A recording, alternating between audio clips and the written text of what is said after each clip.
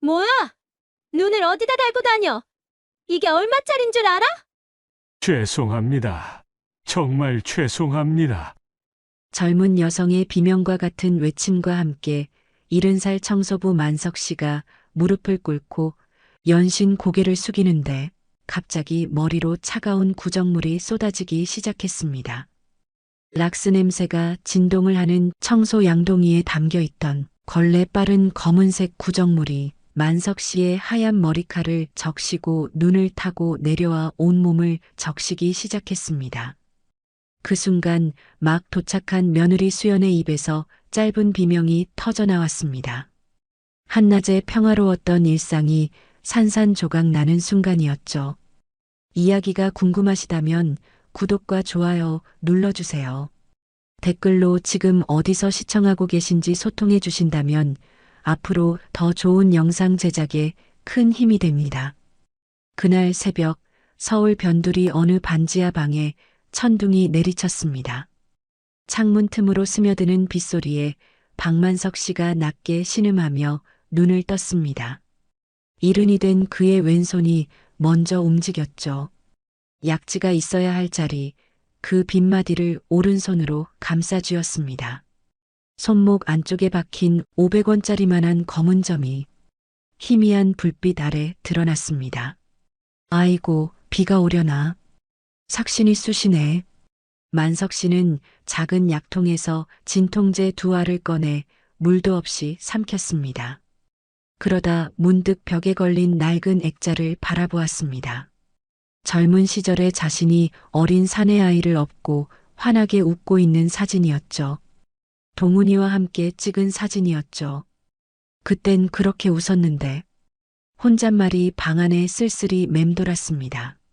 만석 씨는 무거운 몸을 일으켜 장판 한쪽을 들춰보았습니다. 늘 그 자리에 숨겨두었던 통장, 자신의 장례 비용으로 10년 넘게 모은 일명관값 통장이 있어야 할 곳이었죠. 그런데 손끝에 닿는 건 빈 바닥뿐이었습니다. 이게 어디 갔어? 동훈이 이놈이 또. 가슴이 철렁 내려앉았지만 만석 씨는 한숨만 길게 내쉬었습니다. 화를 내봤자 돌아올 건 없다는 걸 알기 때문이었죠.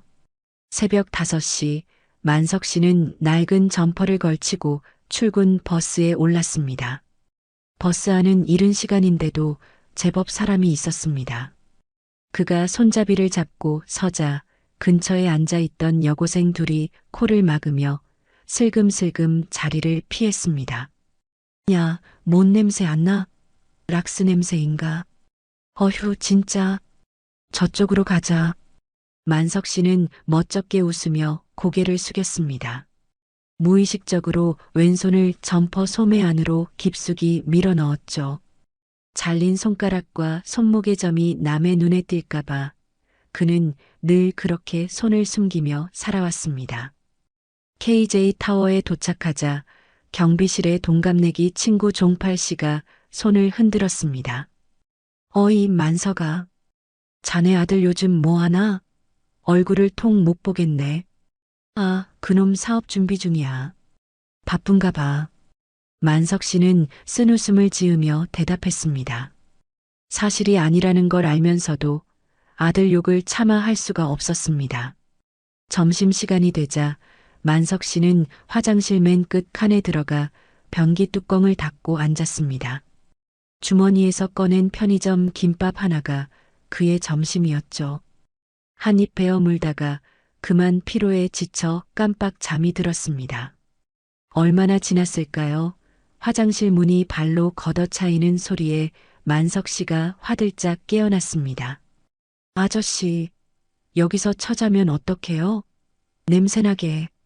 만석 씨는 놀라서 그만 김밥을 떨어뜨리고 말았습니다. 아이고, 죄송합니다. 잠깐 눈 좀 붙인다는 게. 만석 씨가 허리를 굽혀 사과했지만 젊은이는 혀를 차며 가버렸습니다. 바닥에 떨어져 있는 김밥을 바라보던 만석 씨의 눈가에 주름이 깊게 패였습니다. 같은 시각 강남의 화려한 룸살롱에서는 전혀 다른 세상이 펼쳐지고 있었습니다. 박동훈 37의 그 사내는 명품 정장을 빼입고 고미라라는 여자와 샴페인을 기울이고 있었죠. 자기야, 우리 아빠가 강남 빌딩주야. 저 죽으면 다 내 거라고. 동훈이 허풍을 떨었습니다. 그가 계산대에 내민 건 아버지가 10년 동안 모은 광값 통장에서 빼온 돈이었습니다. 잠시 후 동훈이 화장실에 가자 전화벨이 울렸습니다. 사채업자였습니다. 박동훈 씨, 이번 주까지 5천 안 갚으면 아버지 직장 찾아가서 깽판 칩니다. 알아서 하세요. 동훈의 눈동자가 흔들렸습니다. 미라에게 들킬까봐 애써 웃음을 지었지만 그의 손끝은 미세하게 떨리고 있었습니다. 한편 요양병원에서는 며느리 수연이 치매 노인의 머리채에 붙잡혀 이리저리 끌려다니고 있었습니다. 겨우 손을 빼고 나서야 잠깐 숨을 돌릴 수 있었죠. 그녀는 휴대폰을 꺼내 시아버지에게 전화를 걸었습니다. 아버님, 저 수연이에요. 오늘 국화차 덮었어요. 점심때 도시락 갖다 드릴게요. 목소리는 밝았지만 전화를 끊자마자 수연의 눈에서 눈물이 흘러내렸습니다. 아무에게도 말 못할 고단함이 그녀의 어깨를 짓누르고 있었습니다. 그날 밤 수연은 퇴근 후 새벽까지 시아버지 줄 도시락을 쌌습니다. 고아인 수연은 항상 남편 대신 살뜰히 챙겨주시는 시아버지가 친정아버지처럼 정겹고 애틋했습니다. 그래서 가끔 이렇게 도시락을 싸들고 직접 갖다 드리곤 했습니다. 직접 덮은 국화차도 보온병에 담았죠. 내일 점심에 드릴 생각에 지친 얼굴에도 미소가 번졌습니다. 밤 11시 만석 씨의 전화기가 울렸습니다. 동훈이었습니다. 밥은 먹었냐? 통장 내가 가져갔지? 그래, 급하면 써야지. 만석 씨는 화를 내기는커녕 아들 걱정부터 했습니다. 하지만 돌아온 건 차가운 대꾸였죠. 아, 답답해. 끊어요. 냄새나는 소리 좀 하지 말라고요. 뚝 전화가 끊어졌습니다. 만석 씨는 꺼진 화면을 한참 동안 바라보았습니다. 손목의 검은 점 위로 희미한 달빛이 내려앉았습니다. 그날 밤 동훈은 미라의 귀에 속삭이고 있었습니다. 자기야, 내일 맛있는 거 먹으러 갈까? 미라는 눈웃음을 치며 동훈에게 매달렸습니다. 다음 날 아침 만석 씨는 평소보다 일찍 눈을 떴습니다. 이상하게도 가슴 한쪽이 답답했습니다. 무슨 일이 생길 것 같은 설명할 수 없는 불안감이 온몸을 감싸고 있었죠. 오늘따라 왜 이러지? 만석 씨는 가슴을 쓸어내리며 혼잣말을 했습니다. 세수를 하고 거울을 보니 유난히 늙어 보이는 자신의 얼굴이 눈에 들어왔습니다. 주름 깊은 이마 위로 흰머리가 듬성듬성 나 있었죠. 그는 고개를 저으며 출근 준비를 서둘렀습니다. KJ 타워 로비는 점심시간이 가까워지자 사람들로 북적였습니다. 만석 씨는 대리석 바닥을 광내는 작업을 하고 있었습니다. 옆에서 함께 일하던 동료 청소부 수님 씨가 로비 쪽을 힐끗 보더니 감탄사를 내뱉었습니다. 어머, 저것 좀 봐. 저런 옷 한번 입어보는 게 내 소원이야. 만석 씨가 고개를 돌려보았습니다. 회전문을 통해 한 여자가 들어오고 있었습니다. 얼마일지 가늠도 안 가는 명품 구두에 온몸을 휘감은 화려한 드레스가 눈부시게 빛났습니다. 고미라였습니다. 그녀는 마치 이 건물의 주인인 양 당당하게 로비를 가로질러 걸어왔습니다. 우리 수연이도 저런 거 입혀주고 싶은데. 만석 씨가 작게 중얼거렸습니다. 고생만 하는 며느리 생각에 마음이 짠해졌습니다. 그는 다시 고개를 숙이고 바닥을 닦는 데 집중했습니다. 그때였습니다. 뒤에서 지나가던 누군가가 만석 씨의 어깨를 툭 쳤습니다. 균형을 잃은 만석 씨의 손에서 대걸레가 휙 빠져나갔습니다. 대걸레는 마치 느린 화면처럼 공중에서 한 바퀴 돌더니 하필이면 미라가 걸어오는 방향으로 쓰러졌습니다. 걸레에 묻어있던 더러운 물이 튀어올라 그녀의 명품 구두 코 위에 찰싹 내려앉았습니다. 아! 미라의 비명이 로비 전체에 울려 퍼졌습니다. 그녀는 자신의 구두를 내려다보더니 얼굴이 새빨갛게 달아올랐습니다. 야, 이 늙은이야. 눈을 어디다 달고 다녀? 미라가 만석 씨의 멱살을 잡아 흔들었습니다. 주변 사람들이 하나둘 모여들기 시작했습니다. 이게 얼마짜린 줄 알아? 내가 평생 청소해도 못 물어내. 죄송합니다, 사모님. 제가 실수로 그만. 만석 씨는 당황한 나머지 그 자리에서 무릎을 꿇었습니다. 일은 평생 굽히며 살아온 그에게 무릎 꿇는 건 너무나 익숙한 일이었습니다. 허리를 숙여 연신 빌었습니다. 그 순간 만석 씨의 낡은 점퍼 소매가 뒤로 밀리며 손목 안쪽이 드러났습니다. 500원짜리 동전만 한 검은 점이 형광등 불빛 아래 선명하게 빛났습니다. 더러운 건 더러운 물이나 뒤집어 써야지. 미라는 분이 풀리지 않았는지 청소 카트 위를 둘러보았습니다. 그녀의 손이 양동이 손잡이를 움켜쥐었습니다. 그 안에는 걸레반 시커먼 구정물이 찰랑거리고 있었습니다. 사모님, 잠깐만. 만석 씨가 고개를 들어 올리는 순간 검은 물이 쏟아져 내렸습니다. 시간이 느리게 흐르는 것 같았습니다. 차갑고 더러운 물이 만석 씨의 머리 위로, 얼굴 위로, 온몸 위로 쏟아졌습니다. 락스 냄새가 코를 찔렀고 시커먼 물이 눈으로 흘러들어 앞이 보이지 않았습니다. 바로 그 순간 도시락 보따리를 든 수연이 회전문을 통과해 들어왔습니다. 그녀는 시아버지에게 점심을 갖다 드리려고 일부러 시간을 낸 참이었습니다. 그런데 눈앞에 펼쳐진 광경에 그대로 얼어붙고 말았습니다. 아버님, 수연의 손에서 도시락통이 미끄러져 바닥에 떨어졌습니다. 쨍그랑 유리 반찬통이 산산조각 났습니다. 하얀 쌀밥이 대리석 바닥 위로 흩어졌습니다. 하지만 수연은 그것조차 느끼지 못했습니다. 오물범벅이 된 시아버지의 모습에 다리가 풀려버린 것입니다. 만석 씨가 떨리는 손으로 얼굴의 오물을 닦아냈습니다.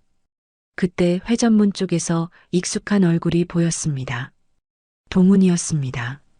만석 씨는 무의식적으로 왼손을 들어 그쪽을 가리켰습니다. 마디가 없는 약지 손가락이 허공에서 떨렸습니다. 동훈아? 아버지의 부름에 동훈의 발걸음이 멈췄습니다.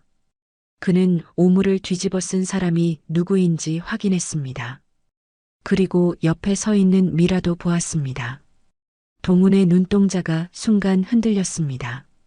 하지만 그것도 잠시 그는 모르는 사람인 척 고개를 돌렸습니다. 아씨, 웬 미친 노인네야? 자기야, 냄새나. 딴 데로 가자. 동훈은 미라의 손을 잡아 끌며 반대편으로 걸어갔습니다.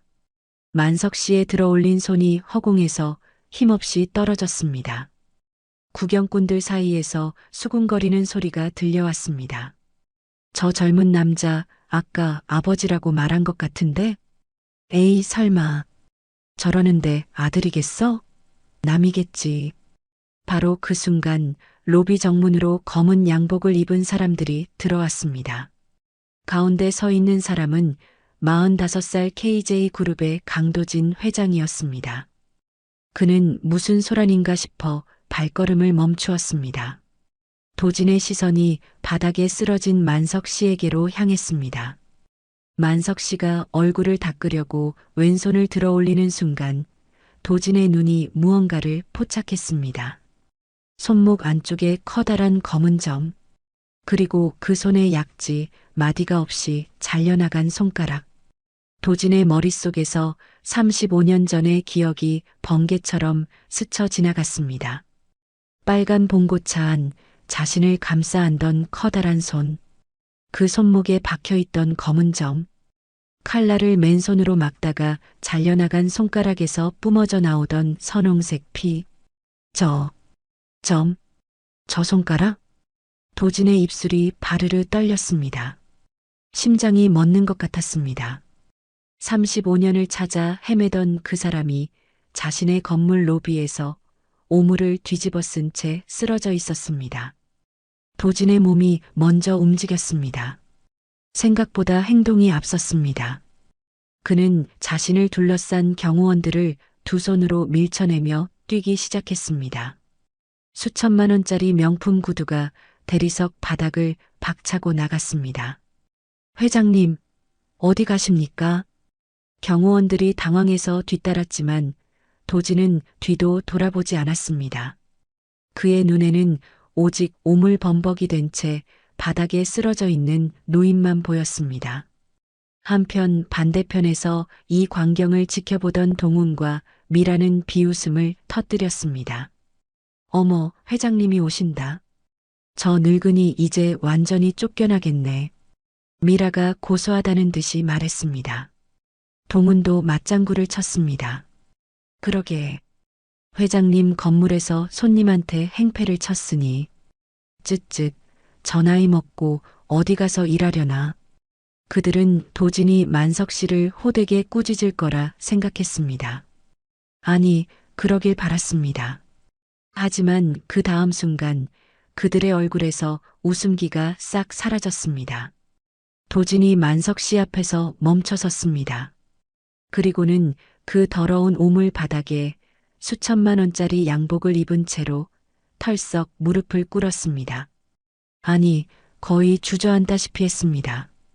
그의 명품 바지에 시커먼 구정물이 스며들었지만 도진은 아랑곳하지 않았습니다. 회장님, 옷이? 경호실장이 다급하게 외쳤습니다. 하지만 도진은 손을 들어 그를 제지했습니다. 그의 눈은 오직 만석 씨의 왼손만 바라보고 있었습니다. 도진의 두 손이 만석 씨의 오물 묻은 왼손을 덥석 잡았습니다. 그리고 떨리는 손끝으로 손목 안쪽의 검은 점을 조심스럽게 문질렀습니다. 마치 세상에서 가장 귀한 보물을 만지듯이. 이 점, 도진의 목소리가 떨렸습니다. 그의 손가락이 만석 씨의 약지가 있어야 할 자리, 그 빗마디를 어루만졌습니다. 그리고 이 손가락, 아저씨 맞죠? 35년 전 빨간 봉고차. 저 구해주셨죠? 그 순간 도진의 머릿속에 35년 전의 기억이 파노라마처럼 펼쳐졌습니다. 10살이던 자신을 납치한 빨간 봉고차, 칼을 휘두르는 납치범, 그리고 어디선가 나타나 자신을 감싸 안던 청년. 그 청년이 칼날을 맨손으로 움켜쥐던 장면. 선홍빛 피가 사방으로 튀던 그 순간. 청년의 손목에서 본 커다란 검은 점. 도망가. 어서. 그날 청년이 외치던 목소리가 귓가에 생생하게 울렸습니다. 어린 도진은 그 틈을 타 도망쳤고 청년은 납치범들에게 붙잡혔습니다. 그 후로 그 청년을 다시는 볼 수 없었습니다. 만석 씨가 천천히 눈을 깜빡였습니다. 오물 때문에 흐릿한 시야로 자신의 손을 잡고 있는 남자의 얼굴을 바라보았습니다. 그리고 그 남자의 왼쪽 눈 밑에 있는 작은 흉터가 눈에 들어왔습니다. 그날 납치범의 칼에 스쳐 생긴 상처였습니다. 그 꼬마, 살아있었어? 아이고, 다행이다. 살아있었구나. 만석 씨의 눈에서 눈물이 흘러내렸습니다. 오물과 뒤섞인 눈물이었지만 그 어떤 눈물보다 맑았습니다. 35년 동안 궁금했던 것, 그날 자신도 다쳐서 경황이 없어서 그 아이가 무사한지 확인하지 못했던 것, 그 모든 세월의 무게가 눈물이 되어 쏟아졌습니다. 아저씨, 도진이 만석 씨를 와락 끌어안았습니다. 오물이 자신의 얼굴에, 양복에, 온몸에 묻는 것 따위는 안중에도 없었습니다. 제가 얼마나 찾았는데 35년을 찾았습니다. 어디 계셨어요, 아저씨? 도진의 울음소리가 로비 전체에 울려 퍼졌습니다. KJ 그룹의 회장이 대한민국 최고 재벌가의 수장이 오물 범벅인 청소부 노인을 끌어안고 어린아이처럼 울고 있었습니다. 로비에 있던 모든 사람이 얼어붙었습니다. 직원들도 구경꾼들도 경호원들도 입을 다물지 못했습니다. 수연은 그 자리에서 그대로 주저앉았습니다. 두 손으로 입을 막은 채 눈물이 쏟아졌습니다. 아버님이 그런 분이셨구나. 손가락이 그래서 그녀는 시아버지의 잘린 손가락을 볼 때마다 궁금했었습니다. 하지만 시아버지는 단 한 번도 그 이유를 말씀하신 적이 없었습니다. 그냥 쓴웃음만 지으실 뿐이었죠. 그 손가락이 누군가의 목숨을 구한 대가였다는 것을 오늘에야 알게 된 것입니다. 도진이 천천히 눈물을 닦고 일어섰습니다. 그의 표정이 180도 바뀌었습니다. 방금까지 울던 사람이 맞나 싶을 정도로 차갑고 싸늘한 눈빛이었습니다. 그 눈이 동훈과 미라를 향했습니다. 지금 내 생명의 은인에게 무슨 짓을 한 겁니까? 도진의 목소리는 낮았지만 로비 전체가 쩌렁쩌렁 울릴 만큼 무게가 있었습니다. 미라의 얼굴이 하얗게 질렸습니다. 동훈은 상황 파악이 안 된다는 듯 횡설수설했습니다. 회장님, 저 노인네가 제 여자친구한테 행패를 부려서요. 저는 모르는 사람입니다.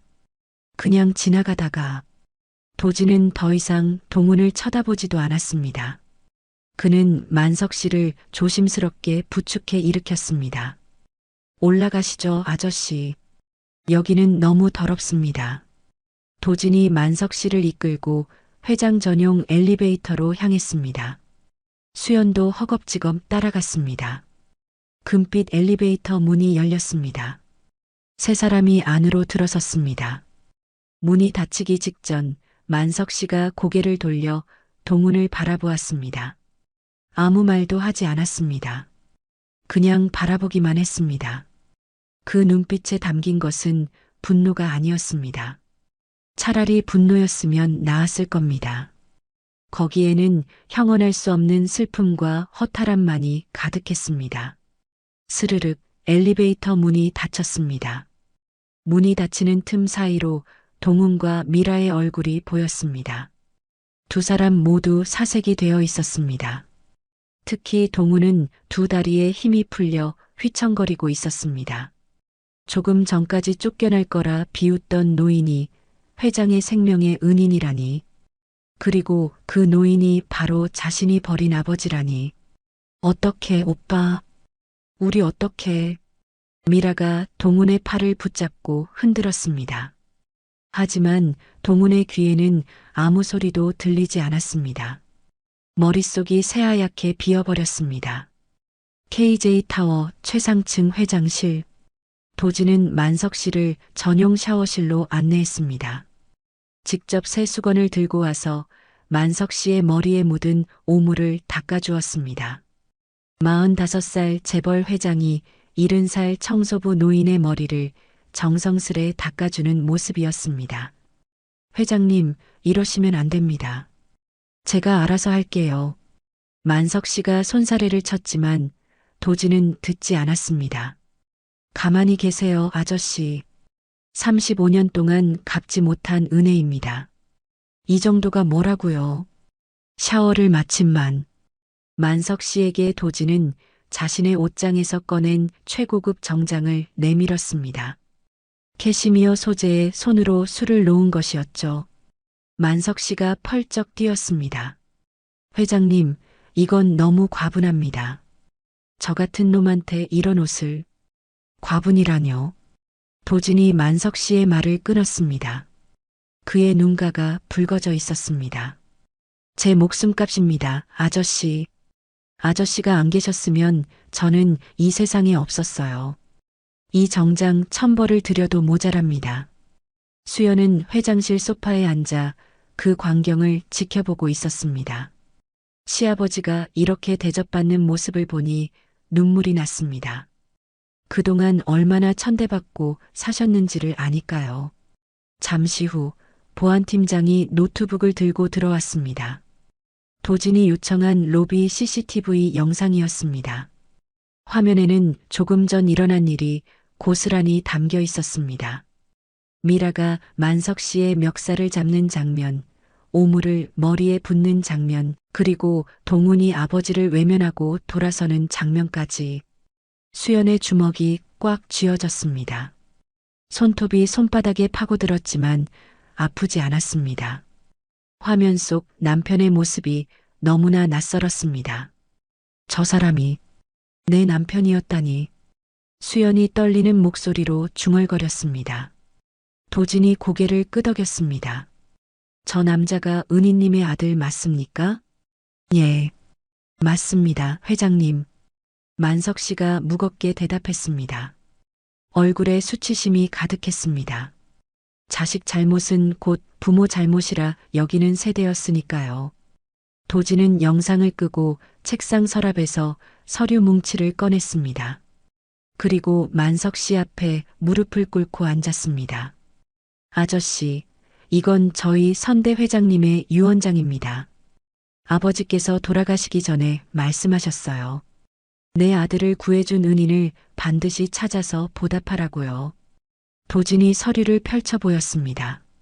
선대 회장님이 남기신 50억 원과 제사제 50억 원을 합쳐 100억 원을 드리겠습니다. 그리고 KJ 그룹 명예 고문직도 함께 드리고 싶습니다.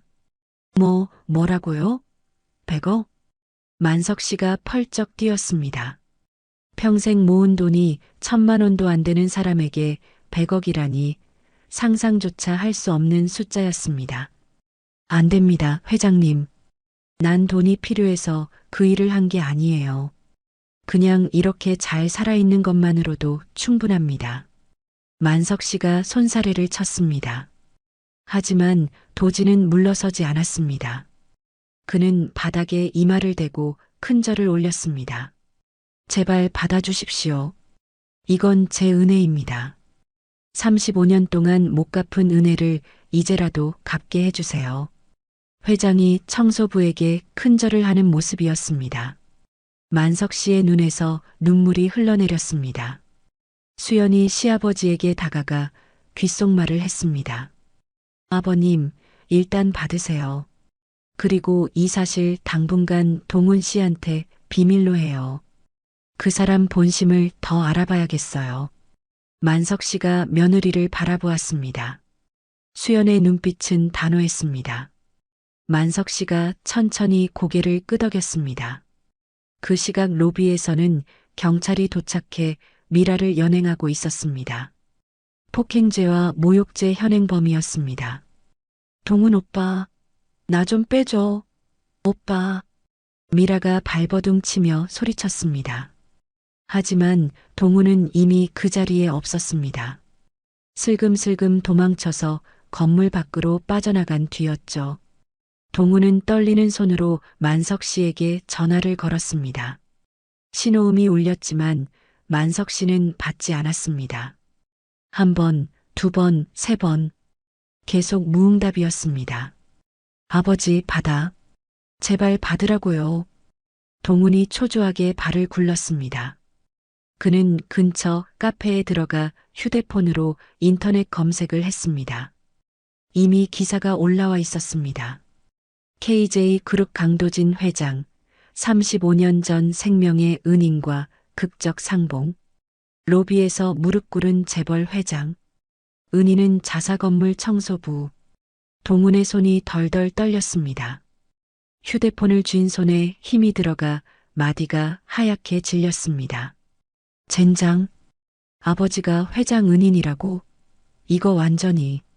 동훈은 자리에서 벌떡 일어났습니다. 그리고 택시를 잡아타고 집으로 달려갔습니다. 집에 도착한 동훈은 미친 듯이 청소를 시작했습니다.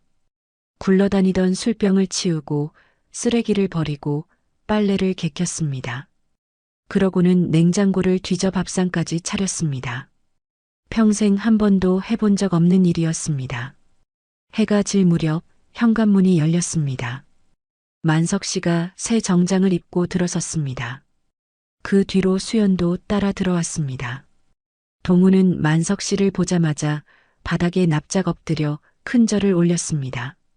아버지, 제가 죽을 죄를 졌습니다. 아까 너무 당황해서 그만 눈이 멀었었어요. 어떻게 그게 아버지인 줄 알았겠어요. 그 옷에 그 행색으로. 정말 몰라봬서 죄송합니다. 동훈이 머리를 바닥에 쿵쿵 찧었습니다. 예전 같았으면 만석 씨가 얼른 일으켜 세웠을 겁니다. 괜찮다고, 네가 무슨 잘못이냐고 했겠죠. 하지만 만석 씨는 움직이지 않았습니다. 그냥 아들을 내려다보기만 했습니다. 아무 말도 하지 않았습니다. 그 침묵이 어떤 꾸짖음보다 무거웠습니다. 한참을 그렇게 서 있다가 만석 씨는 동훈을 지나쳐 자기 방으로 들어가 버렸습니다. 드르륵 문 닫히는 소리가 적막한 집안에 울렸습니다. 동훈은 엎드린 채로 고개를 들었습니다. 아버지가 사라진 방문을 바라보는 그의 얼굴이 일그러졌습니다. 하지만 그것은 반성의 표정이 아니었습니다. 눈빛이 비열하게 번들거렸습니다. 100억이라. 동훈이 낮게 중얼거렸습니다. 그 입꼬리가 슬며시 올라갔습니다. 다음 날 아침 동훈이 대야에 따뜻한 물을 받아왔습니다. 그리고 만석 씨 방문 앞에 무릎을 꿇고 앉았습니다. 아버지, 세수하세요. 제가 발도 씻겨드릴게요. 만석 씨가 방문을 열고 나왔습니다. 아들이 대야를 들고 무릎 꿇은 모습을 보고 멈칫했습니다. 아버지, 앉으세요. 제가 죽을 때까지 이렇게 모실게요. 그동안 제가 너무 못났습니다. 동훈이 만석 씨의 발을 대야에 담그고 정성스레 씻기기 시작했습니다. 손가락 사이사이까지 문지르고 발 뒤꿈치도 닦아주었습니다. 평생 한 번도 해본 적 없는 일이었죠. 만석 씨는 아무 말 없이 그 모습을 내려다보았습니다. 기쁨보다는 혼란스러움이 얼굴에 가득했습니다. 그 광경을 부엌에서 지켜보던 수연의 눈빛이 차갑게 가라앉았습니다. 조금 뒤 만석 씨가 수연과 함께 방에서 이야기를 나누었습니다. 동우는 거실에서 텔레비전을 보는 척하며 방문에 귀를 바짝 붙였습니다. 아버님, 회장님이 내일 정식으로 인사 오신대요. 100억 원 서류도 가지고 오신다고 하셨어요. 100억이라니. 아직도 믿기지가 않는구나. 동훈의 눈이 번들거렸습니다. 입꼬리가 슬며시 올라갔습니다. 100억? 그 돈이면 빚을 다 갚고도 남았습니다. 아니, 평생 놀고 먹어도 됐습니다. 저녁 무렵 수연이 외출 준비를 하며 동훈에게 물었습니다. 여보, 갑자기 왜 이래요? 어제까지만 해도 아버지 얼굴도 안 보더니. 사람이 바뀌면 안 돼? 나도 반성하고 있다고. 동훈이 능글맞게 웃었습니다. 수연은 더 이상 아무 말도 하지 않았습니다. 하지만 그 눈빛은 남편을 전혀 믿지 않고 있었습니다. 수연이 야근하러 간 사이 동훈은 경찰서에 벌금을 지불하고 미라를 빼내었습니다. 그리고 그간의 자초지종을 이야기하였습니다. 그럼 그 청소부가 오빠 아버지였다는 거야? 지금 그게 중요한 게 아니라 아버지가 100억을 받게 되었다니까. 100억이면 우리 빚 다 갚고도 남아. 사채업자 코빼기도 안 봐도 된다고. 오빠, 나랑 작전 하나 짜자. 둘은 마주보며 의미심장한 웃음을 지었습니다. 다음 날 낮, 동우는 동네 슈퍼에 들렀습니다. 주인 아주머니가 반갑게 인사했습니다. 어머, 동훈 씨 오랜만이네. 아버님은 잘 계시고? 아이고, 아주머니. 그게요. 동훈이 일부러 한숨을 푹 내쉬었습니다. 아버지가 요즘 좀 오락가락하세요. 어제는 지갑을 냉장고에 넣으셨다니까요. 자꾸 헛것도 보시고. 어머나 그래. 그 연세 되시면 그럴 수 있지. 주인 아주머니가 혀를 찼습니다. 동우는 속으로 쾌재를 불렀습니다. 이어서 동우는 동네 경로당을 찾아갔습니다. 평소에는 코빼기도 안 비치던 곳이었죠. 어르신들, 안녕하세요. 저희 아버지 박만석 씨 아시죠? 오, 만석이 아들. 웬일이야, 여기는. 다름이 아니라요. 아버지가 요즘 기억이 많이 안 좋으셔서요. 어제는 제 이름도 못 알아보셨어요. 뭐야, 만석이가? 걔가 우리 중에 제일 정정했는데. 노인들이 웅성거렸습니다. 동훈이 뿌려놓은 밑밥이 착착 퍼져나갔습니다. 그날 저녁 동훈이 직접 밥상을 차렸습니다. 만석 씨가 의아한 눈으로 아들을 바라보았습니다. 내가 밥을 다 하고 웬일이냐? 아버지, 앞으로 제가 다 할게요. 국 드세요. 제가 끓인 거예요. 동훈이 국그릇을 만석 씨 앞으로 밀었습니다. 김이 모락모락 올라왔습니다. 만석 씨는 모르고 있었습니다. 그 국 속에 무엇이 들어있는지를. 며칠 전 동우는 사채업자를 만났었습니다. 형님, 사람 정신 좀 이상하게 만드는 약 있어요? 잠깐 동안만요. 뭐에 쓰게? 아버지한테요. 치매인 것처럼 보이게 해야 해서. 사채업자가 피식 웃으며 약봉지를 건넸습니다. 수면제와 환각 유도 성분이 섞인 것이었죠. 만석 씨가 국을 다 먹었습니다. 30분쯤 지나자 효과가 나타나기 시작했습니다. 만석 씨의 눈이 풀리고 몸이 휘청거렸습니다. 왜 이러지? 머리가. 만석 씨가 비틀거리며 일어서려 했습니다. 그때 동훈이 벌떡 일어나 식탁 위의 그릇들을 손으로 쓸어 바닥에 떨어뜨렸습니다. 쨍그랑 요란한 소리가 났습니다. 아버지, 왜 그러세요? 칼은 왜 드세요? 동훈이 일부러 크게 소리를 질렀습니다. 사실 만석 씨는 칼을 든 적도 없었습니다. 완전한 자작극이었죠.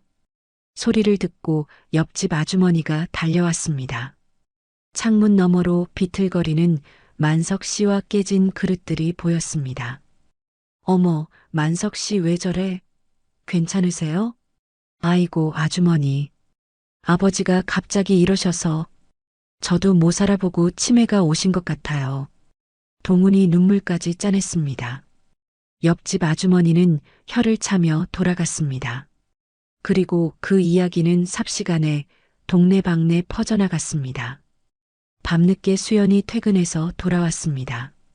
집 안에 들어서자마자 바닥에 나뒹구는 그릇 조각들이 눈에 들어왔습니다. 그리고 소파에 축 늘어져 잠든 시아버지의 모습이 보였습니다. 아버님? 아버님 괜찮으세요? 수연이 만석 씨를 흔들어 깨웠습니다. 만석 씨가 힘겹게 눈을 떴지만 초점이 흐릿했습니다. 수연아, 나 왜 이러지? 갑자기 머리가. 수연이 시아버지 곁에 앉았습니다. 가까이 다가가자 이상한 냄새가 났습니다. 평소 시아버지에게서 나지 않던 냄새였습니다. 입에서 희미하게 약 냄새 비슷한 것이 풍겼습니다. 아버님, 오늘 뭐 드셨어요? 동훈이가 국을 끓여줬는데. 수연의 눈빛이 날카롭게 변했습니다. 그녀는 시아버지를 방에 눕히고 나서 부엌으로 갔습니다.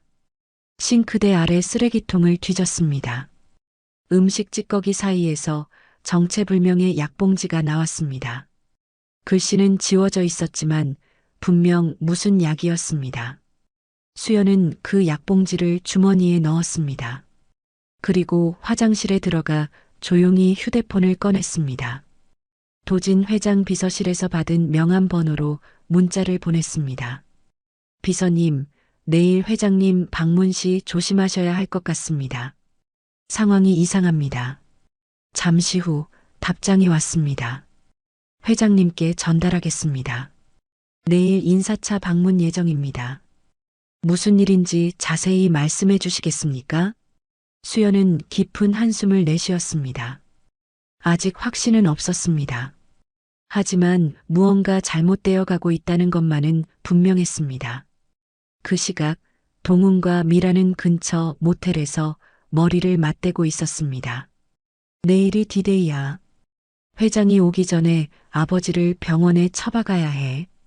그래야 오빠가 법적 대리인으로 돈을 받을 수 있잖아. 미라가 희죽 웃었습니다. 동훈이 고개를 끄덕였습니다. 성년후견인 신청하고 치매 진단서 받으면 끝이야. 100억은 내 거라고. 두 사람의 웃음소리가 어두운 방 안에 울렸습니다. 그 소리는 마치 짐승의 울음 같았습니다. 다음 날 아침 만석 씨는 좀처럼 눈을 뜨지 못했습니다. 온몸이 천근만근이었습니다. 간밤에 먹은 국 때문인지 머리가 손뭉치처럼 멍했습니다. 겨우 눈을 떠도 천장이 빙글빙글 돌았습니다. 아버지, 많이 피곤하시죠? 좀 더 쉬세요. 동훈이 방문을 열고 들어왔습니다. 손에는 우유 한 잔이 들려 있었습니다. 하얀 우유 속에 또 무언가가 녹아 있었지만 만석 씨는 알 리가 없었습니다. 오늘 회장님 오신다며. 일어나야지. 괜찮아요. 제가 시간 맞춰서 깨워드릴게요. 이거 드시고 좀 더 주무세요. 동훈이 우유잔을 만석 씨 입에 갖다 댔습니다. 만석 씨는 의심 없이 우유를 마셨습니다. 아들이 주는 것을 거부할 생각 자체가 없었습니다. 그게 아버지였습니다. 얼마 지나지 않아 수연이 출근 준비를 하고 방에 들렀습니다. 아버님, 저 출근해요. 점심에 다시 올게요. 오늘 회장님 오시잖아요. 깨끗이 단장하고 계세요. 그래, 수연아. 고맙다. 만석 씨의 목소리가 힘이 없었습니다. 수연이 걱정스러운 눈으로 시아버지를 바라보았습니다. 어제보다 안색이 더 안 좋아 보였습니다. 하지만 지각할 수 없어서 발걸음을 돌릴 수밖에 없었습니다. 저녁에 봬요, 아버님. 수연이 나가고 30분쯤 지났을 때 집 앞 골목에 흰색 구급차 한 대가 미끄러지듯 들어섰습니다. 차 옆면에는 행복요양병원이라고 적혀 있었지만 정식 등록된 병원이 아니었습니다. 돈만 주면 멀쩡한 사람도 가둬주는 불법 사설업체였죠. 동훈이 현관문을 열고 나가 운전사에게 손짓했습니다. 구급차 뒤에서 건장한 남자 둘이 내렸습니다. 준비됐어요. 안에 계십니다. 동훈이 낮은 목소리로 말했습니다. 남자들이 고개를 끄덕이며 집 안으로 들어갔습니다. 동훈이 만석 씨 방문을 두드렸습니다. 아버지, 일어나세요. 회장님 만나러 가셔야죠. 벌써 왔어? 만석 씨가 비틀거리며 일어났습니다. 약 기운 때문에 제대로 걷지도 못했습니다. 동훈이 부축하는 척하며 현관으로 이끌었습니다. 차가 와 있어요. 회장님이 보내신 거예요. 그래. 만석 씨가 고개를 끄덕이며 현관문을 나섰습니다. 그 순간 양옆에서 건장한 남자들이 만석 씨의 팔을 덥석 잡았습니다. 뭐야? 이게 무슨... 만석 씨가 뿌리치려 했지만 약에 취한 몸으로는 역부족이었습니다.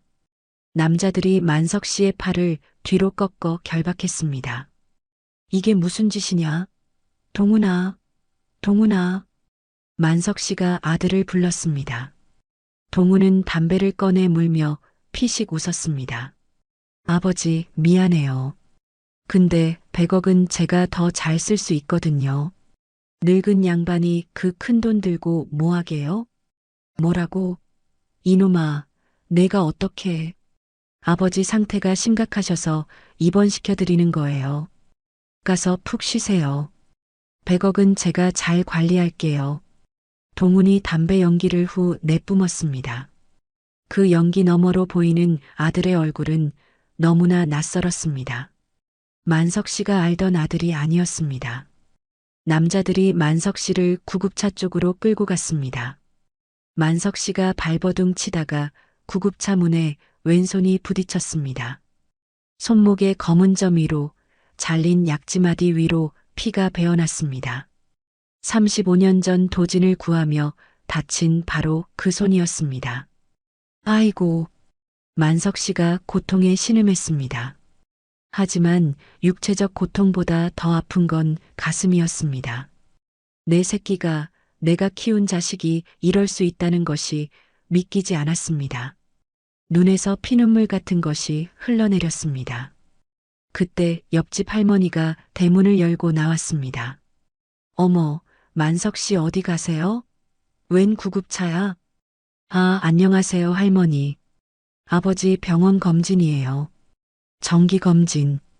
동훈이 능글맞게 웃으며 대답했습니다. 할머니는 고개를 갸웃거렸지만 더 묻지 않았습니다. 바로 그 순간 골목 저편에서 수연이 뛰어오고 있었습니다. 출근하다가 깜빡한 서류가 있어서 돌아오는 길이었습니다. 시장 앞을 지나다가 집 쪽에서 구급차가 보여서 심장이 철렁 내려앉았습니다. 아버님, 아버님. 수연이 미친 듯이 뛰어왔습니다. 구급차 앞을 온몸으로 막아섰습니다. 안 돼요. 어디로 데려가는 거예요? 비켜요. 뭐야, 이 여자가. 구급차 운전사가 짜증스럽게 경적을 울렸습니다. 수연은 꿈쩍도 하지 않았습니다. 아버님, 제가 구해드릴게요. 조금만 기다리세요. 그때 미라가 어디선가 나타났습니다. 그녀는 뒤에서 수연의 머리채를 움켜잡았습니다.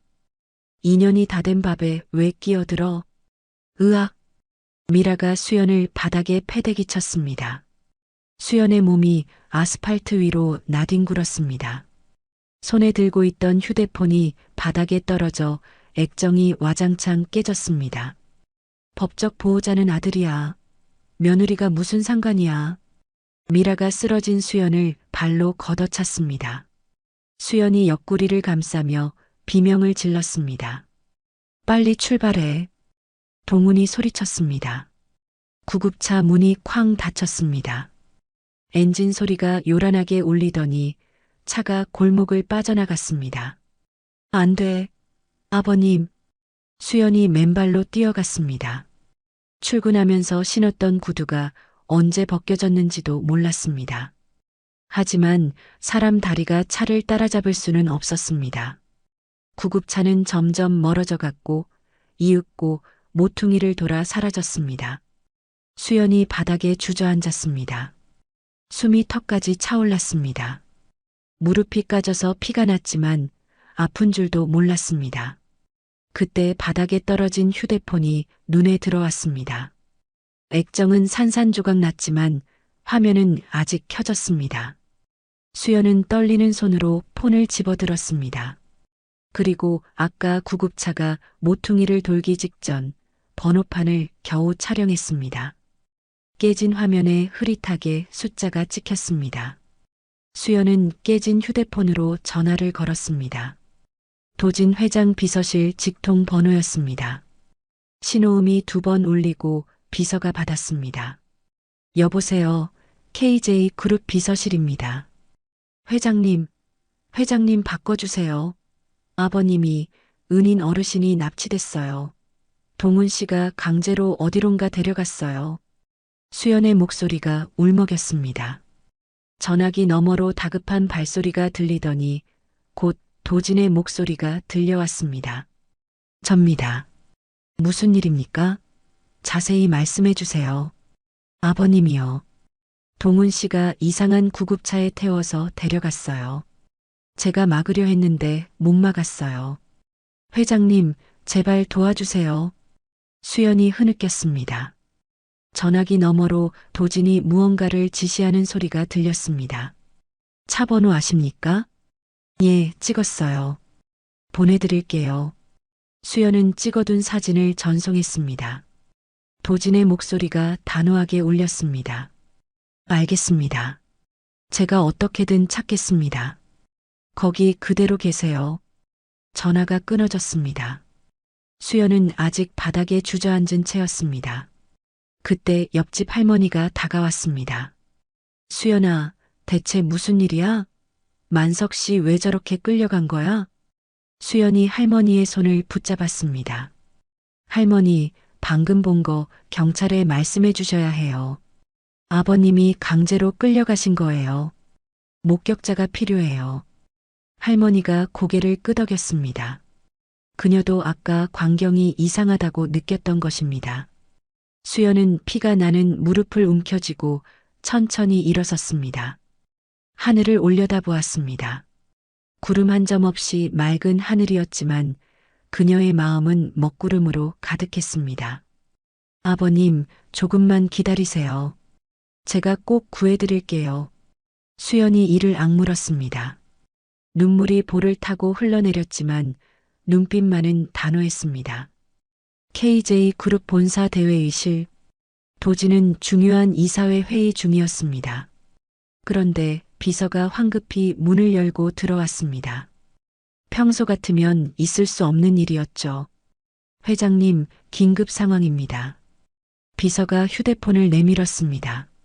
수연에게서 온 문자와 사진이었습니다.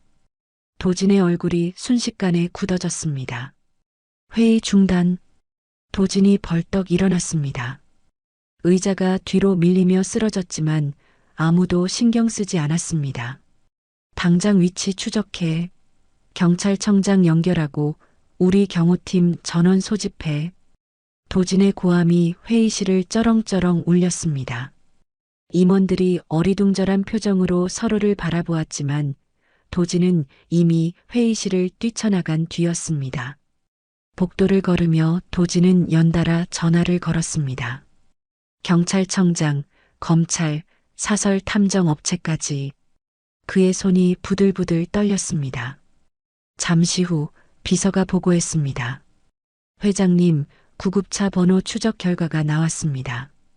행복요양병원이라고 등록되어 있는데 확인해 보니 무허가 업체입니다. 위치는 경기도 외곽 산속입니다. 헬기 준비해. 직접 간다. 도진의 눈빛이 불꽃처럼 타올랐습니다. 그 시각 경기도 깊은 산속 무허가 요양병원에서는 만석 씨가 독방에 갇혀 있었습니다. 손목과 발목이 침대에 묶여 있었고 팔에는 진정제 링거가 꽂혀 있었습니다. 창문도 없는 좁은 방이었습니다. 형광등 불빛만이 희미하게 켜져 있었죠. 만석 씨의 의식이 오락가락했습니다. 약 기운 때문에 눈을 뜨기가 힘들었습니다. 희미한 정신 속에서 그는 중얼거렸습니다. 동훈아, 그래도 넌 내 자식인데 어떻게 이럴 수가. 눈가로 눈물이 흘러내렸습니다. 팔이 묶여 있어서 닦을 수도 없었습니다.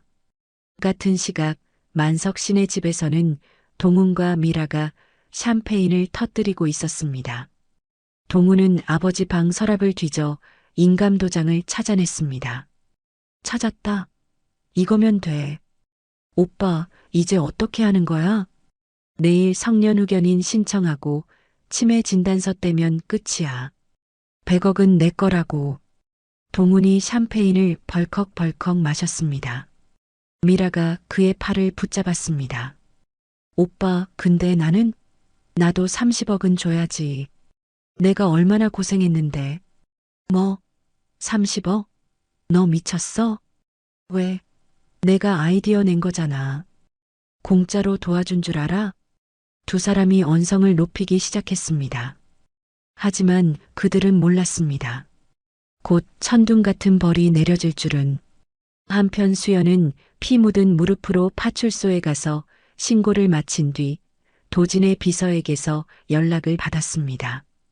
장소가 확인됐습니다. 회장님이 직접 가고 계십니다. 사모님도 오시겠습니까? 예, 당장 갈게요. 수연은 택시를 잡았습니다. 아버님, 조금만 기다리세요. 2시간 후 해가 질 무렵이었습니다. 산속 요양병원 앞에 경찰 차량 여러 대와 검은색 승합차들이 몰려들었습니다. 헬기 한 대가 상공에서 선회하고 있었죠. 열어. 문 열어. 경찰 특공대원들이 병원 정문을 발로 차서 부쉈습니다. 동시에 도진의 경호팀이 뒤쪽 출입구로 진입했습니다. 이게 무슨 짓이야? 여긴 요양병원이라고. 흰 가운을 입은 원장이 뛰어나왔습니다. 하지만 경찰이 영장을 내밀었습니다. 불법 감금 및 의료법 위반 혐의입니다. 비키세요. 환자 보호 차원이었습니다. 저희는 가족이 요청해서 닥쳐요. 도진이 원장을 밀치고 지나갔습니다. 그의 눈에는 살기가 서려 있었습니다. 복도 끝 독방문을 경호원이 발로 차서 열었습니다. 좁은 방 안 침대에 묶여있는 만석 씨가 보였습니다. 링거가 팔에 꽂힌 채 의식이 흐릿한 상태였습니다. 아저씨, 도진이 달려가 만석 씨의 묶인 손을 풀었습니다.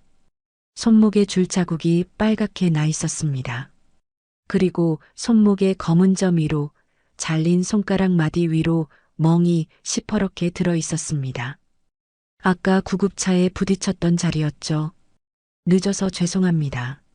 늦어서. 도진의 눈에서 눈물이 흘러내렸습니다. 만석 씨가 힘겹게 눈을 떴습니다. 도진아? 예, 접니다. 이제 괜찮습니다. 내가 사람 하나 잘못 키웠다. 만석 씨의 목소리가 갈라졌습니다. 그 한마디에 37년의 회한이 담겨 있었습니다. 그 시각 수연은 경찰과 함께 만석 씨네 집으로 돌아가 동훈의 방을 뒤지고 있었습니다. 서랍장 깊숙한 곳에서 서류 뭉치가 나왔습니다. 치매 진단 조작 의뢰서, 만석 씨 명의로 된 재산 포기 각서, 모두 위조된 것이었습니다. 이것 봐요. 이게 증거예요. 수연이 형사에게 서류를 건넸습니다. 그리고 휴대폰을 열어 녹음 파일을 재생했습니다. 며칠 전 동훈과 미라가 통화한 내용이었습니다. 수연이 몰래 녹음해둔 것이었죠. 100억 다 내 거야. 늙은이 치매 만들어서 병원에 처박으면 끝이라고. 형사가 고개를 끄덕였습니다. 결정적이네요. 이거면 됩니다. 수연은 주머니에서 약봉지도 꺼냈습니다. 며칠 전 쓰레기통에서 주웠던 것이었습니다. 이것도 분석해 주세요. 아마 수면제나 환각제 성분이 나올 거예요. 형사가 약봉지를 증거봉투에 담았습니다. 밤이 깊어서야 만석 씨는 도진의 차를 타고 서울로 돌아왔습니다. 병원에서 해독 주사를 맞고 나니 정신이 맑아졌습니다. 도진과 수연이 곁에서 모든 사실을 들려주었습니다. 동훈이 한 짓, 미라와 공모한 것, 위조 서류와 녹음 파일까지. 만석 씨는 한참 동안 아무 말도 하지 않았습니다. 그냥 창밖을 바라보았습니다. 밤하늘에 별이 총총했지만 그의 눈에는 아무것도 들어오지 않았습니다. 아버님, 수연이 조심스럽게 불렀습니다. 만석 씨가 천천히 고개를 돌렸습니다. 그 눈빛이 달라져 있었습니다. 아까까지의 허탈함은 사라지고 차갑고 단단한 무엇인가가 자리 잡고 있었습니다. 내 손으로 끝내겠다. 만석 씨의 목소리는 낮았지만 그 어느 때보다 무거웠습니다. 다음 날 아침, 동훈과 미라는 만석 씨네 집에서 느긋하게 아침을 먹고 있었습니다. 동훈이 휴대폰을 확인하며 피식 웃었습니다. 병원에서 연락이 없는 거 보니까 순조로운가 봐. 그 양반, 이제 평생 거기 신세야. 오빠, 그럼 이제 돈 받는 거야? 오늘 변호사 온다. 성년후견인 서류 작성하고 다음 주에 치매 진단서 받으면 끝이야. 동훈이 커피를 마시며 여유를 부렸습니다. 미라는 거울 앞에서 스마트폰에 있는 드레스를 이리저리 대보고 있었습니다. 오빠, 상속 끝나면 나 이 드레스 사줘. 파티 가야지. 그래. 100억이 들어오면 그까짓 거 10벌도 사줄게. 두 사람의 웃음소리가 집안에 울렸습니다. 그들은 몰랐습니다. 그 웃음이 마지막이 될 줄은. 점심 무렵 현관 초인종이 울렸습니다. 동훈이 귀찮다는 듯 일어났습니다. 변호사인가? 빠르네. 동훈이 현관문을 열었습니다. 그리고 그 자리에서 얼어붙었습니다. 문 앞에 만석 씨가 서 있었습니다. 멀쩡한 모습으로. 그 옆에는 도진 회장, 수연, 그리고 경찰과 변호인단이 줄지어 서 있었습니다. 아, 아버지, 어떻게? 동훈의 얼굴이 새하얗게 질렸습니다. 다리에 힘이 풀려 휘청거렸습니다. 그리고 바지 사이로 무언가가 따뜻하게 흘러내렸습니다. 너무 놀란 나머지 실금을 한 것입니다. 오빠 누구야? 변호사. 안쪽에서 나오던 미라가 만석 씨를 보고 비명을 질렀습니다. 으악, 저 노인네가 왜 여기 있어? 만석 씨가 천천히 집 안으로 들어섰습니다. 한 발, 두 발. 그의 걸음은 느렸지만 그 어느 때보다 단단했습니다. 동훈이 뒷걸음질 쳤습니다. 아버지, 오해예요. 저는 아버지를 병원에. 말이 끝나기도 전이었습니다. 만석 씨의 왼손이 허공을 갈랐습니다. 짝! 뺨을 때리는 소리가 집안 전체에 울려 퍼졌습니다. 마디 없는 약지, 손목에 검은 점이 있는 바로 그 손이었습니다. 동훈이 바닥에 나뒹굴었습니다. 뺨이 시뻘겋게 부어올랐습니다. 만석 씨가 쓰러진 동훈의 멱살을 잡아 일으켰습니다. 잃은 노인의 힘이라고는 믿기지 않을 만큼 거셌습니다. 이 점이 뭔지 아냐? 만석 씨가 낮은 목소리로 물었습니다. 동훈이 공포에 질린 눈으로 아버지를 올려다보았습니다. 이 점은 복점이 아니라 너 같은 놈을 알아보기 위한 눈이었다. 만석 씨가 자신의 잘린 손가락을 동훈의 눈앞에 들이밀었습니다. 이 손가락은 너를 키우다 달았다. 내 밥을 해주느라, 내 빨래를 하느라, 내 학비를 벌려고 이 손으로 변기를 닦고 걸레를 짰다. 근데 만석 씨의 눈에서 눈물이 흘러내렸습니다. 하지만 목소리는 떨리지 않았습니다. 이제 이 손가락은 너를 잘라내는 데 쓰마. 오늘부로 넌 내 자식이 아니다. 동훈이 바닥에 엎드렸습니다. 아버지, 한 번만요. 제가 잘못했어요. 정신이 나갔었어요. 그때 수연이 앞으로 나섰습니다. 그녀의 손에는 서류 봉투가 들려 있었습니다. 수연이 그 서류를 동훈의 얼굴 앞에 던졌습니다. 종이가 흩날렸습니다. 이혼 서류야. 오늘이 당신이 아버지라고 부를 수 있는 마지막 날이에요. 수연아, 당신이 버린 아버지, 내가 모실 거야. 당신은 이제 남보다 못한 놈이야. 수연의 목소리는 차가웠습니다. 한때 남편이었던 사람을 바라보는 눈빛에 연민조차 없었습니다. 경찰이 앞으로 나섰습니다. 박동훈 씨, 당신을 존속유기, 불법 감금, 사문서 위조, 사기 혐의로 체포합니다. 잠깐만요. 저는 아무것도. 그때 형사가 서류를 펼쳤습니다. 동훈이 만든 치매 진단 조작 의뢰서, 재산 포기 각서 위조본이었습니다. 이어서 녹음 파일이 재생되었습니다. 100억 다 내 거야. 늙은이 치매 만들어서 병원에 처박으면 끝이라고. 동훈 자신의 목소리였습니다. 그 목소리가 집안에 울려 퍼지자 동훈은 더 이상 변명할 말을 잃었습니다. 고개가 땅으로 떨어졌습니다. 경찰이 미라에게도 다가갔습니다. 미라가 펄쩍 뛰며 동훈을 밀쳤습니다. 저 사람이 다 시킨 거예요. 저는 몰라요. 저는 시키는 대로 했을 뿐이라고요. 뭐, 인연이 지금. 동훈이 미라에게 달려들었습니다. 두 사람이 서로의 머리채를 잡고 뒹굴었습니다. 비명과 욕설이 뒤섞였습니다. 경찰이 둘을 떼어놓고 각각 수갑을 채웠습니다. 천하의 불효자식 같으니. 쯧쯧, 저런 놈 봤나? 어느새 소문을 듣고 모여든 동네 사람들이 마당에 가득했습니다. 손가락질과 욕설이 쏟아졌습니다. 동훈과 미라가 경찰차로 끌려가는데 옆집 할머니가 품에서 무언가를 꺼냈습니다. 계란이었습니다. 이놈아, 내 아버지가 널 어떻게 키웠는데. 할머니가 던진 계란이 동훈의 얼굴에 정통으로 명중했습니다. 노른자가 얼굴을 타고 흘러내렸습니다. 동훈은 고개도 들지 못한 채 경찰차에 실렸습니다. 경찰차가 떠나고 구경꾼들도 하나둘 흩어졌습니다. 집안에는 만석 씨와 도진, 수연만 남았습니다. 텅 빈 거실이 유난히 넓어 보였습니다. 만석 씨가 갑자기 무릎을 꿇었습니다. 그리고 바닥을 손바닥으로 치기 시작했습니다. 아이고, 아이고. 통곡이 터져 나왔습니다. 일은 평생 사귀고 사귀었던 눈물이었습니다. 자식을 감옥에 보내는 아비의 심정이란 그런 것이었습니다. 아무리 폐륜을 저질렀어도 자신이 키운 자식이었으니까요. 수연이 시아버지 곁에 무릎을 꿇고 앉았습니다.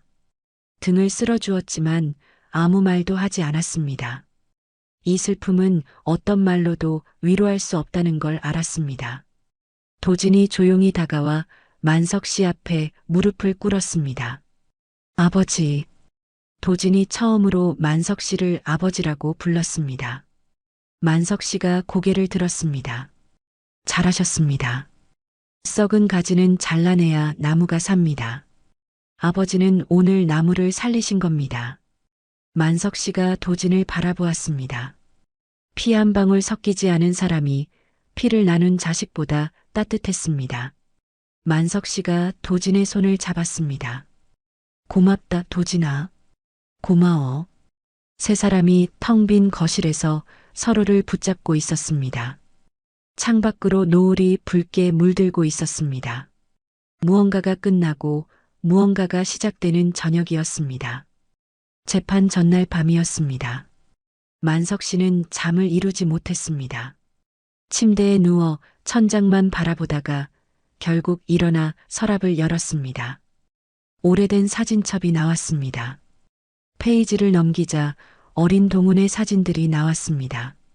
입학식 날 교복을 입고 웃는 모습, 소풍 가서 김밥 먹는 모습, 아버지 등에 엎여 잠든 모습. 그때는 정말 예쁜 아이였습니다. 어디서부터 잘못된 거냐? 만석 씨가 사진을 쓰다듬으며 중얼거렸습니다. 눈가가 젖어들었습니다. 내일이면 저 아이를 영영 나무로 만들어야 합니다. 부모가 자식의 연을 끊는다는 것, 그것은 제사를 도려내는 일이었습니다. 다음 날 오전 서울가정법원 제3호 법정. 방청석에는 도진과 수연 그리고 취재진들이 자리를 채우고 있었습니다. 만석 씨는 증인석에 앉았습니다. 낡은 양복을 입고 있었지만 눈빛만은 단단했습니다. 피고인석에는 동훈이 수갑을 찬 채 앉아 있었습니다. 며칠 사이에 눈이 푹 꺼지고 얼굴이 헬쑥해져 있었습니다. 원고 측 변호사가 일어났습니다. 피고인 박동훈은 친부를 치매 환자로 조작하여 불법 요양시설에 강제 감금했습니다. 그 목적은 오로지 100억 원의 재산을 가로채기 위함이었습니다. 변호사가 증거 서류들을 제출했습니다. 치매 진단 조작 의뢰서, 위조된 재산 포기 각서, 그리고 녹음 파일까지 하나하나 읽힐 때마다 방청석에서 탄식이 흘러나왔습니다. 피고인 할 말 있습니까? 재판장이 물었습니다. 동훈이 자리에서 벌떡 일어났습니다. 그리고 갑자기 바닥에 엎드려 울기 시작했습니다. 재판장님, 한 번만 봐주세요. 제가 잠시 눈이 멀었습니다. 저 아버지 없으면 못 살아요. 동훈이 눈물을 쏟아내며 호소했습니다. 하지만 그 눈물이 진심인지 아닌지 법정에 있는 모든 사람이 알고 있었습니다. 만석 씨는 아들을 바라보았습니다. 아무런 표정도 짓지 않았습니다. 이미 모든 눈물은 어젯밤 사진첩 위에 다 쏟아버렸으니까요.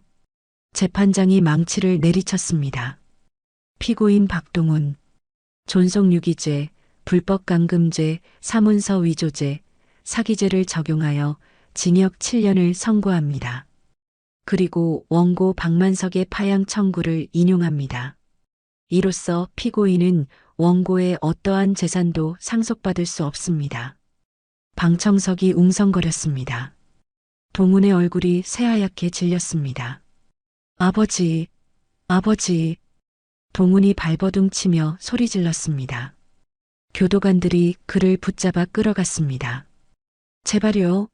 아버지, 저버리지 마세요. 동훈의 절규가 복도까지 울렸습니다.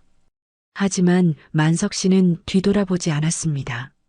그냥 정면만 바라보았습니다. 등 뒤로 점점 멀어지는 아들의 목소리를 들으며 주먹만 꽉 쥐고 있었습니다. 같은 날 오후 다른 법정에서는 미라의 재판이 열렸습니다. 폭행죄에 더해 상습사기와 불법 도박 혐의까지 추가되어 징역 5년이 선고되었습니다. 며칠 후 여자교도소에서 미라는 처참한 꼴이 되어 있었습니다. 화려하던 옷 대신 죄수복을 입고 손에는 걸레가 들려 있었습니다. 야, 신입, 화장실 청소 안 해? 선배 재소자가 소리쳤습니다. 미라가 비틀거리며 변기를 닦았습니다. 만석 씨가 평생 해온 일이었죠. 그녀는 그제야 그 일이 얼마나 고된 것인지 알게 되었습니다. 내가 이러려고. 미라의 눈에서 눈물이 흘렀습니다. 하지만 동정해주는 사람은 아무도 없었습니다. 재판이 끝난 지 일주일 후 만석 씨는 수연을 불렀습니다. 손에는 서류 봉투가 들려 있었습니다. 수연아, 이리 와봐라. 수연이 다가와 앉았습니다. 만석 씨가 서류를 꺼내 테이블 위에 놓았습니다. 입양 신청서였습니다. 이게 뭐예요, 아버님? 이제 며느리 말고 내 딸 하자. 만석 씨의 목소리가 떨렸습니다. 호적 정리 다 했다. 너만 괜찮으면 내일 신고하게. 나 같은 늙은이 딸 되어줄 수 있겠냐? 수연의 눈에서 눈물이 쏟아졌습니다. 그녀는 아무 말도 하지 못하고 만석 씨를 와락 끌어안았습니다. 아버님, 아니 아버지, 제가 더 효도할게요. 평생 곁에 있을게요. 만석 씨도 수연을 꼭 안았습니다. 피 한 방울 섞이지 않았지만 그 어떤 친자식보다 따뜻한 딸이었습니다. 며칠 후 만석 씨는 도진과 함께 은행을 찾았습니다. 100억 원이 만석 씨 통장에 입금되었습니다. 그 자리에서 만석 씨는 50억 원의 수표를 끊었습니다. 이 돈 희귀병 어린이 재단에 기부하고 싶습니다. 아저씨, 그러시면 절반밖에 안 남는데. 충분해. 나처럼 손가락 잃고 아픈 아이들 없게 해주면 그게 내 복이야. 기부식 날 재단에서 작은 행사가 열렸습니다. 병원 가운을 입은 아이들이 만석 씨에게 꽃다발을 건넸습니다. 만석 씨가 잘린 손가락이 있는 왼손으로 아이의 머리를 쓰다듬었습니다. 할아버지, 손가락이 왜 없어요? 응, 할아버지가 아주 소중한 사람을 구하다가 그랬단다. 아이가 고개를 끄덕이며 만석 씨의 손을 잡았습니다. 작고 따뜻한 손이었습니다. 그 무렵 KJ타워 1층에서는 공사가 한창이었습니다. 도진이 직접 지시한 인테리어 공사였죠. 가림막에는 큰 글씨가 적혀 있었습니다. 만석 앤드 수연의 티하우스 곧 오픈합니다. 어느 날 저녁 만석 씨 앞으로 편지가 한 통 도착했습니다. 교도소 소인이 찍혀 있었습니다. 동훈이 보낸 것이었죠. 만석 씨는 편지 봉투를 한참 동안 바라보았습니다. 뜯어볼까 말까? 손이 떨렸습니다. 결국 만석 씨는 편지를 뜯지 않았습니다. 그대로 라이터를 꺼내 불을 붙였습니다. 종이가 타들어가며 재가 되었습니다. 연기가 피어오르는 것을 바라보며 만석 씨가 중얼거렸습니다. 동훈아, 이게 마지막이다. 연기와 함께 37년의 인연이 하늘로 올라갔습니다. 그날 저녁 만석 씨네 집 식탁에는 세 사람이 둘러앉았습니다. 만석 씨, 수연, 그리고 도진. 피 한 방울 섞이지 않은 세 사람이었습니다. 아버지, 진지 드세요. 도진이 만석 씨에게 밥그릇을 건넸습니다. 아버지, 국 더 드릴까요? 수연이 국자를 들었습니다. 만석 씨가 두 사람을 번갈아 바라보았습니다. 문득 눈가가 젖어들었습니다. 피를 나눈 자식은 그를 버렸지만 피 한 방울 없는 사람들이 그를 가족으로 받아주었습니다. 그래, 먹자. 많이 먹자. 만석 씨가 활짝 웃었습니다. 오랜만에 보는 웃음이었습니다. 작은 식탁 위에 따뜻한 밥 냄새가 피어올랐습니다. 밖에서는 별이 총총한 밤하늘이 세 사람의 새로운 시작을 축복해주고 있었습니다. 1년이 흘렀습니다. KJ 타워 1층, 햇살이 가득 들어오는 자리에 작은 찻집이 문을 열었습니다. 만석 앤드 수연의 티하우스라는 간판 아래로 손님들이 줄지어 들어왔습니다. 은은한 꽃향기가 거리까지 퍼져나갔습니다.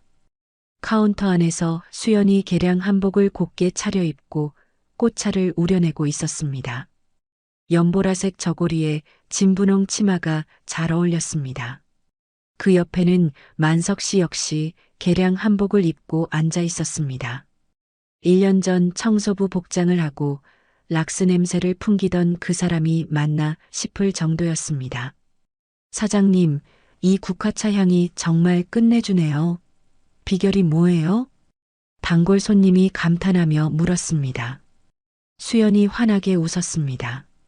아버지가 직접 덕은 국화예요. 정성이 비결이죠. 아버지요? 저 어르신이요? 예, 제 아버지세요.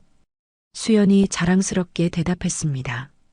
그 말에 만석 씨의 주름진 눈가가 활짝 펴졌습니다. 점심시간이 되자 익숙한 얼굴이 문을 열고 들어왔습니다. KJ 타워 경비실의 종팔 씨였습니다. 1년 전 출근길에 만석 씨와 인사를 나누던 바로 그 동갑내기 친구였죠. 야, 만석아. 종팔 씨가 반갑게 손을 흔들며 다가왔습니다. 만석 씨가 자리에서 일어나 친구를 맞이했습니다. 어서 와, 종팔아. 앉아. 야, 근데 자네도 대안하네. 회장님 목숨 구한 사람이 자네였다는 걸 왜 진작 말하지 그랬어. 종팔 씨가 만석 씨의 어깨를 툭툭 쳤습니다. 만석 씨가 쑥스럽게 웃었습니다. 말해서 뭐하게. 그래도 그렇지. 내가 30년을 옆에서 봤는데 모르고 있었잖아. 두 노인이 마주 앉아 국화차를 마셨습니다. 오랜 세월 함께한 친구의 얼굴이 서로에게 참 편했습니다. 그때 옆 테이블의 젊은 손님이 만석 씨의 왼손을 보고 흠칫했습니다. 마디가 없는 약지 손가락과 손목 안쪽에 커다란 검은 점이 눈에 띄었던 것이죠. 예전 같았으면 만석 씨는 얼른 손을 숨겼을 겁니다. 하지만 이제는 아니었습니다. 만석 씨가 오히려 소매를 걷어올리며 웃었습니다. 이게 우리 회장님 구한 영광의 상처입니다. 허허. 손님이 놀란 눈으로 만석 씨를 바라보았습니다. 만석 씨의 얼굴에는 부끄러움 대신 자부심이 가득했습니다. 얼마 후 방송국에서 취재가 나왔습니다. 만석 국화차가 입소문을 타고 전국적으로 유명해졌기 때문이었죠. 수연이 카메라 앞에 섰습니다. 이 차의 비결이 뭡니까? 기자가 물었습니다. 수연이 환하게 웃으며 대답했습니다. 존경하는 아버지 덕분이에요. 아버지가 손수 덕으신 국화로 만든 차예요. 아버지의 정성이 맛의 비결이죠. 아버지분이 직접 농사를 지으신다고요? 예, 옥상 정원에서요. 그 손으로 하나하나 정성껏 가꾸세요. 방송이 나간 후 주문이 폭주했습니다. 전국에서 택배 주문이 쏟아졌죠. 며칠 후 도진이 찻집을 찾아왔습니다. 그는 만석 씨 앞에 서류를 내밀었습니다. 아버지, 만석 국화차를 전국 체인으로 키워볼까요? 제가 투자하겠습니다. 만석 씨가 서류를 살펴보다가 고개를 저었습니다. 됐다, 도진아. 이 정도면 충분해. 욕심 안 부려도 돼. 하지만 아버지, 더 크게. 아니야. 내 손이 닿는 만큼만 하고 싶어. 정성이 안 들어가면 그건 내 차가 아니야. 만석 씨가 단호하게 말했습니다. 도진이 빙그레 웃으며 서류를 거두었습니다. 알겠습니다. 아버지 뜻대로 할게요. 그해 가을, 기쁜 소식이 찾아왔습니다. 이혼 후 새 출발을 한 수연이 좋은 사람을 만나 재혼한 지 반년 만이었습니다. 수연의 새 남편 재현 씨는 평범한 중학교 교사였습니다. 화려하지는 않았지만 성실하고 따뜻한 사람이었죠. 아버지, 드릴 말씀이 있어요. 수연이 만석 씨 앞에 조심스럽게 앉았습니다. 재현 씨도 함께였습니다. 뭔데 그렇게 긴장하고? 저 임신했어요. 만석 씨의 눈이 커졌습니다. 뭐? 진짜? 예, 석 달째예요.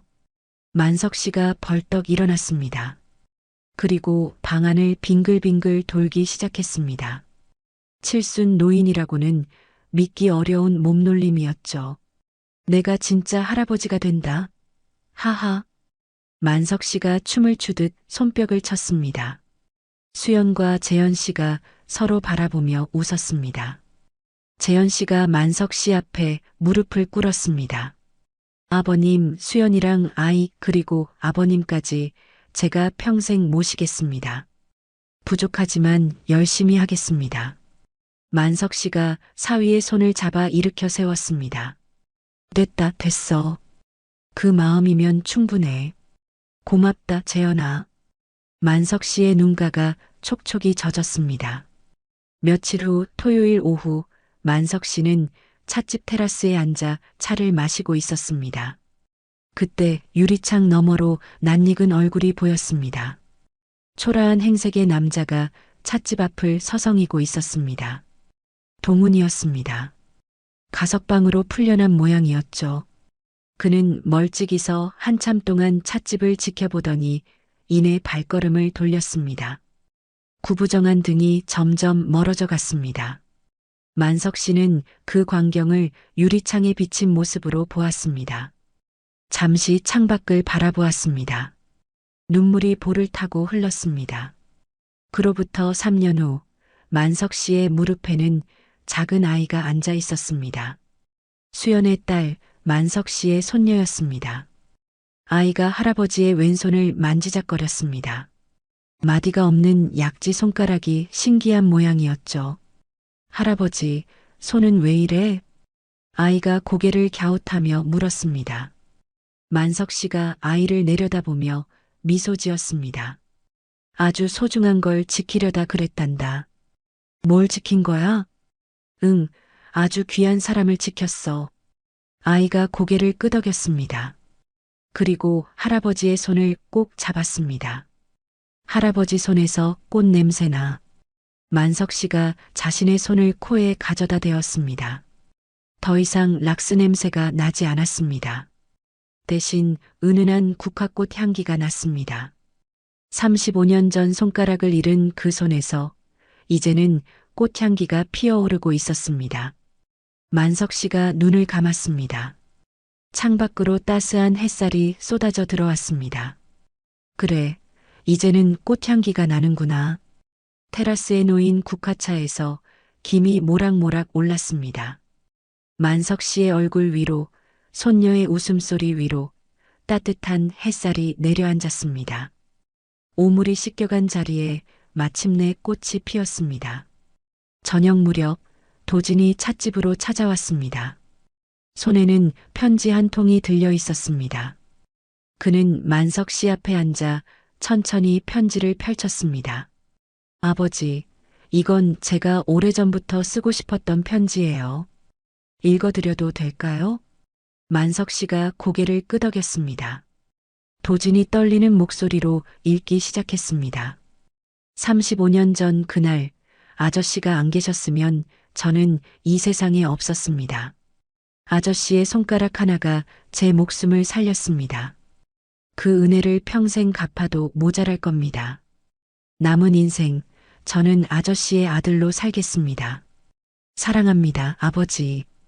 편지를 읽는 도진의 눈에서 눈물이 흘러내렸습니다. 만석 씨도 눈가를 훔쳤습니다. 나도 사랑한다, 아들아. 두 사람이 서로를 끌어안았습니다. 찻집 안에 국화꽃 향기가 가득 퍼졌습니다. 오늘 이야기를 끝까지 들어주셔서 감사합니다. 영상 보시고 느끼신 감정, 댓글로 함께 나눠주세요. 여러분의 한마디가 누군가에겐 큰 위로가 될 수 있습니다. 영상이 마음에 드셨다면 구독과 좋아요로 응원 부탁드립니다.